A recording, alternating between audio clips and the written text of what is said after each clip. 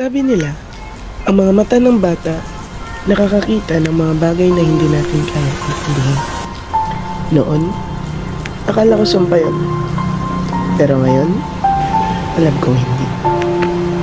Pero kahit ganun, bakit pakiramdam ko hindi pa rin ako buo? Parang kahit anong gawin ko, iba pa rin ang tingin. Iba pa rin ang trato sa akin ng mga tao. Bakit? Lumaki ako sa panahong walang may alam kung ano ba talaga ang meron sa akin. Wala pang ospital na makakapagsabi ng totoo. At kahit meron, wala rin kaming pera para magpa-check up. Ang natira na lang ay ako at si tatay. Minsan, hindi na kailangan magsalita ng tao para maramdaman mo kung sino ka sa paningin nila. Yung tingin ng tindera, alam ko, naaawa lang siya. Kasi araw-araw, bumabalik kami doon para humingi ng kaunting kanin. At sa bawat pag-abot niya ng isang supot, pakiramdam ko, lalo lang akong lumiit. Gabi-gabi, may mga tinig na ako lang ang nakakarinig. May mga anino na ako lang ang nakakakita. At sa tuwing ikukwento ko, lalong lumalayo ang mga tao sa akin. Si tatay lang ang nakakaintindi. Anak, nandito na ako. Nandito na si tatay. Dugang, apan katoy! Ano tibiyag pare? Kastoy na tibiyag, nagpudot. Awan ti mapaspasamak. Apan ka dyan, damdama dyan balay me. Birthday riputot ko. Ay wen, sige, surot kunto dyan anak ko. Troy! Baba ka dito!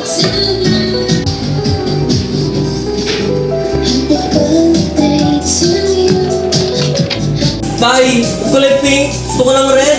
Yan lang kasi meron anak eh. Kahit na ayoko ng pink, gusto ko ng red! Ayoko na! Uy, hello pare! Kamusta ka na? Ito nga pala ang gift ko sa anak ko. Ay, ito rin sa akin, no? Ilan tayo pa si Troy? Basta siya. Hala, happy birthday, Troy! Pumuna ka rin sa gilid, tayo natin makarating ba? Kamusta pare? Happy birthday sa anak ko! Okay lang. Upo ka muna dyan. Hindi ka pare.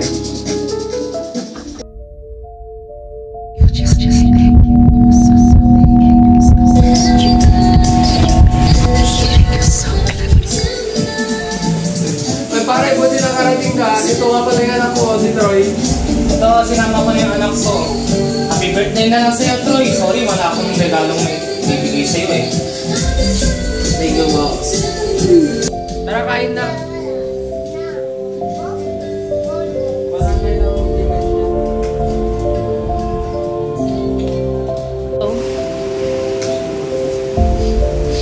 Tayo manalangin. Ang Panginoon, salamat sa araw na pinagkaloob mo sa amin at salamat sa ikalimang birthday na maging anak na si Troy.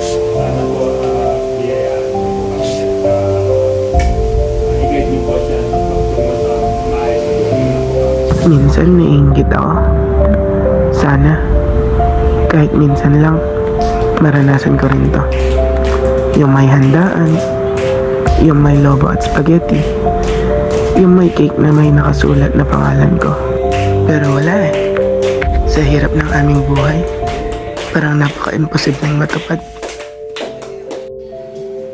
Sa wakas, magkakaroon na din ba ako ng kaibigan? Tatay, gusto kong ate, kuya, gusto kong kape. Troy, anak, kain na kayo.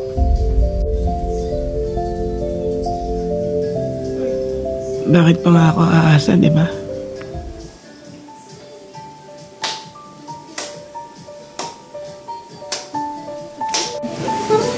Pero, kahit anong pilit kong makisama, iba pa rin ang tingin nila.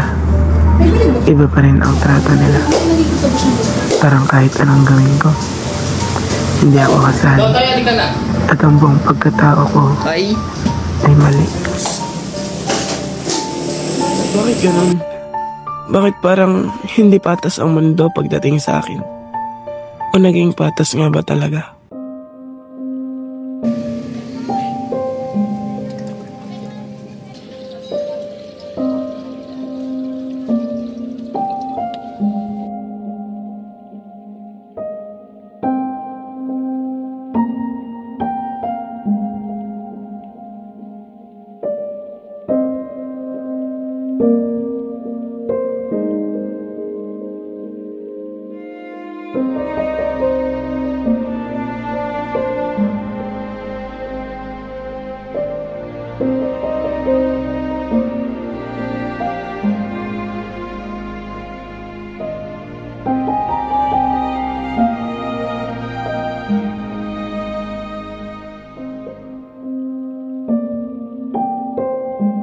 Nasaksihan ko ang paghihirap ng tatay ko.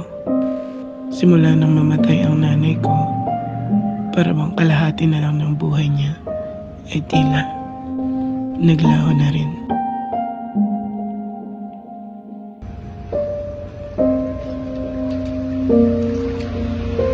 Laking pasasalamat ko sa kanya. Sa kabila ng hirap ay patuloy pa rin ang pag-aalaga niya sa akin. Sabi nila, wala ka raw sa ayos. Hindi ko alam kung totoo yun o sila lang ang hindi nakakaintindi. Pero ako, araw-araw kong pinipilit na intindihin ka kahit hindi ko alam kung paano. Kaya patawarin na ako ang pagkukulang ko, anak. Hindi kita mapag-aral kasi tinutukso ko lang doon at walang-wala na tayo. Sinubukan na rin kitang dalhin sa pagamutan. Ngunit ang sagot lang nila sa atin ay takot lamang. Kaya patawarin mo ako dahil wala akong nagawa. Wala na mawala ang nanay mo. Ako na lang na nandito. Wala akong mapagtanungan. Wala man lang ako masandalan. Kahit mga kamag-anak o kapitbahay man lang. Ako na lang ang nandito kahit napagod na ako. Hindi kita kaya iwanan sa ngayon. Kaya kahit ngayon lang, gusto kong magpasalamat sa kanya. Anak, may kukunin lang ako saglit sa kapitbahay, ha? Dito ka muna.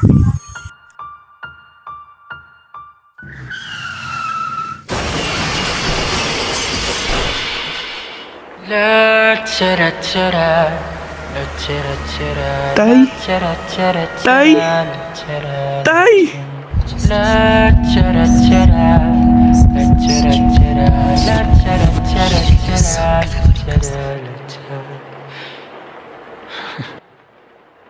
Ako, si Totoy. Isang batang minsang nakipaglaban sa sakit ng schizophrenia. Pagkatapos ng insidente, ay nanatili ako sa ospital. Sa tulong ng Diyos, may kumupkop at nag-aruga sa akin. Pinag-aral, binigay ang pangangailangan, at tinanggap ng buong buo. Ngayon ay nakapagtapos na ako, at isa ng ganap na doktor ng mga batang katulad kong nakikipaglaban sa schizophrenia. Ngayon pa man, naiwan pa rin ang tanong na hindi ko masakasan. Bakit pakiramdam ko, hindi pa rin ako buo? Bakit kahit anong gawin ko, laging may kulang? Bakit? Para sa pangarap na sintayog ng mga eroplano sa himpapawid, naway magsilbing liwanag at pag-asa sa ating madidilim na nakaraan. Para nang marinig ko ang boses mo, mali na ba kapag nakangiti ako?